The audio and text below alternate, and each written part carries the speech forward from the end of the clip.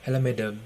So today, me and my alongside partner, we're going to share about our movie review presentation today.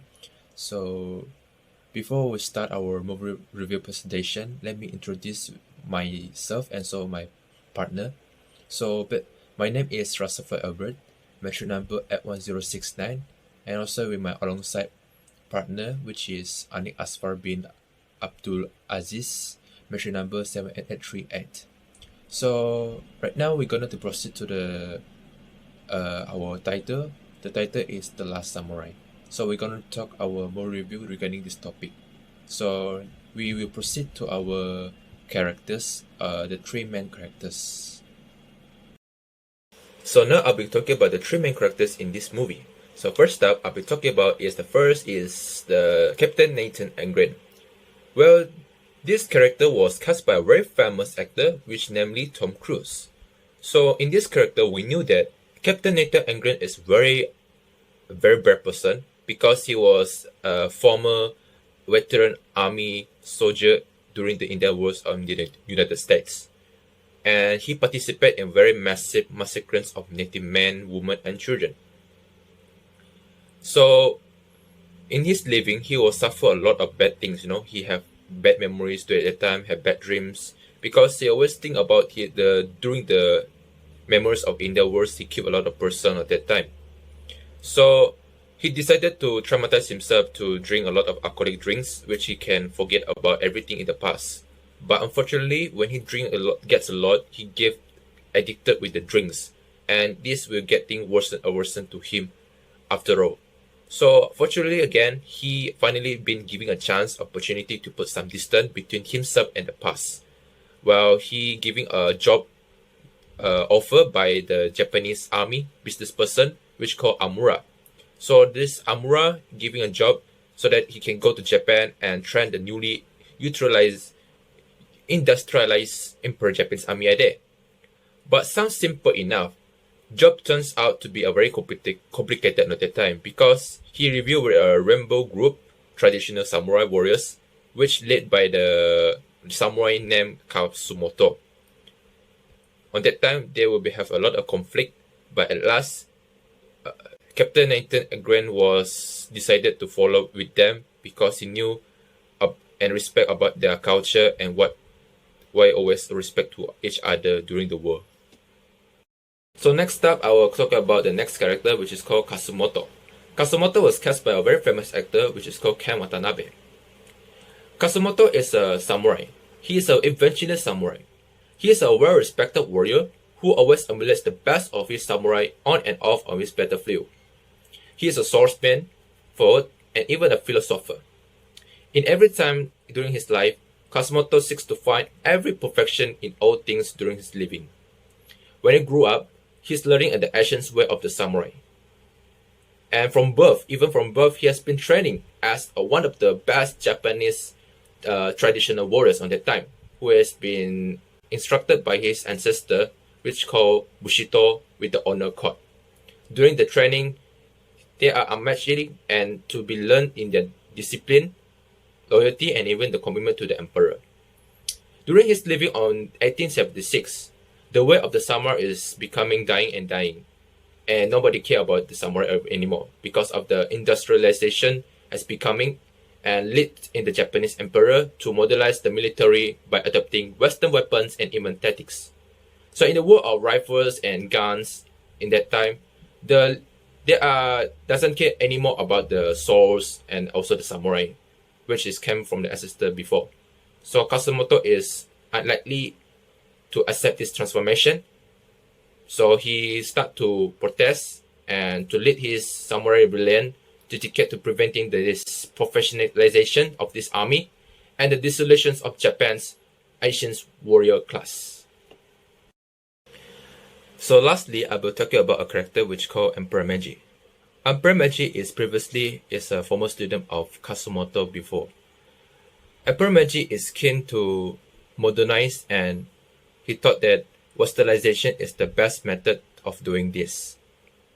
He believes that only this method to strengthen Japan, whom he feels is going lag behind for other nations. He actually young, naive, and unexperienced when taking part of his power during that time. He was influenced by Amura, which is the Japanese army business person, without having any knowledge of this. He is malleable and easily be influenced by people. So now I will proceed to the next slide, which is talking about the character development of this movie. In this movie, we know that Captain Agron previously have a very addicted to the alcoholic drinks because he want to just to like forget about everything on the past. But seems in 3 months later, he find out that drink alcoholic drinks is not very good for his health and also other kind of issues because it drink alcoholic drinks will worsen his days every day by day. So eventually he realized and he start to change his attitude to accept and decided to follow Amura's offer that he would decide to go to Japan and train the Japanese army at there. So that time, in the same time, he also can get a reward of money, and also he can try to change his mind about new things, and rather than to drink alcoholic drinks just to forget about the past. So this is the why we can learn from Captain Agron for what his attitude and his positive vibes that we can receive from this movie. So now I'll be proceed to the next slide, which I'll be explain about the cultural differences. The cultural differences in this movie, we have learned about two things, which is individualist orientation and collectivist orientation. So now I will explain about the individualist orientation. Basically, individualist orientation is the value of individual over the group.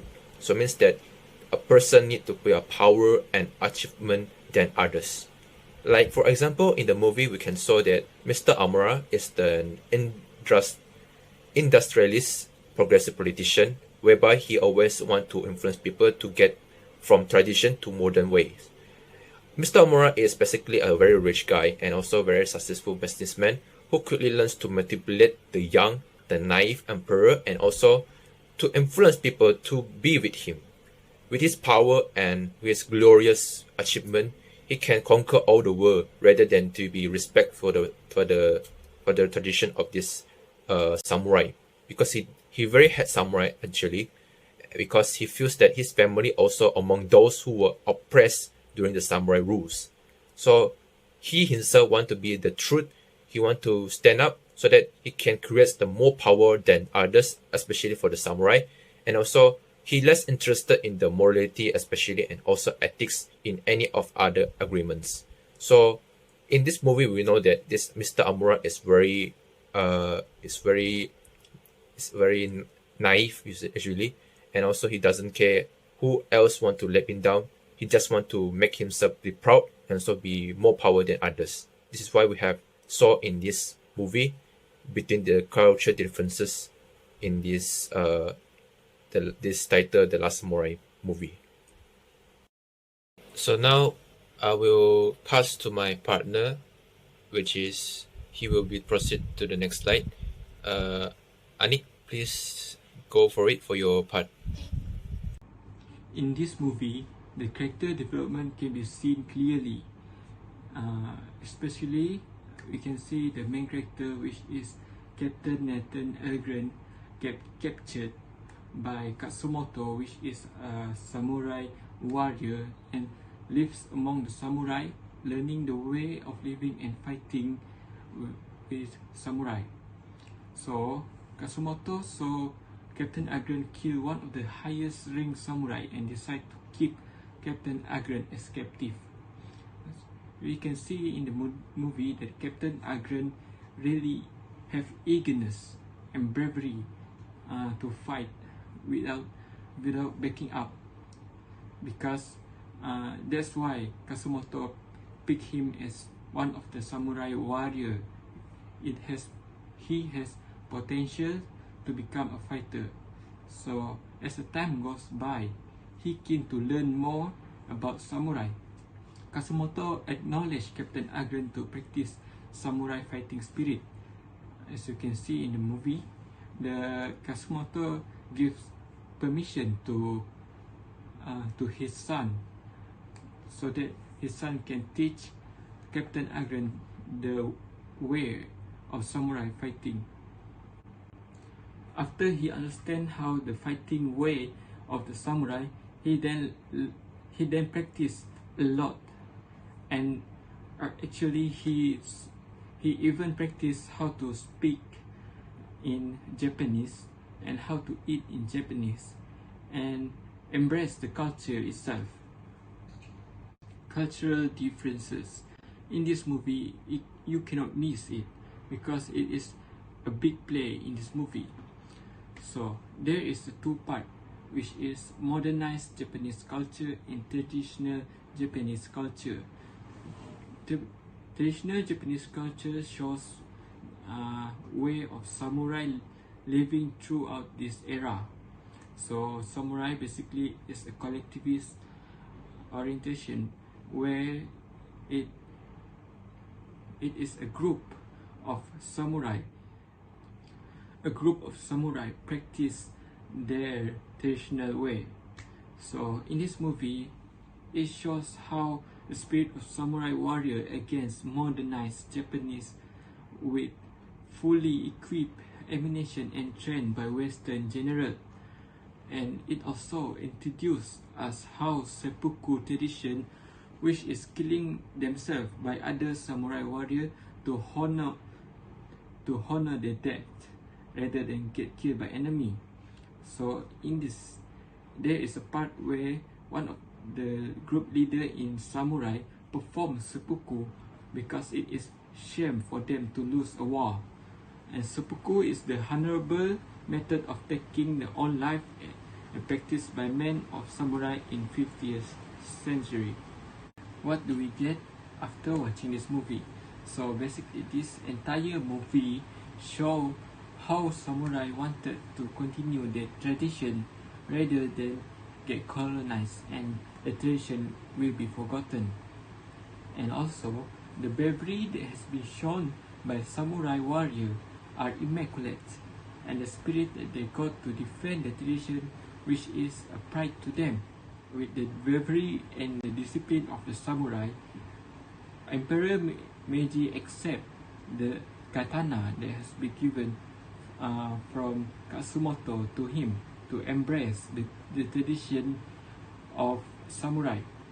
So, and before that scene, there is a part where Emperor Meiji didn't want to accept the katana because he has been modernized by Captain Omura.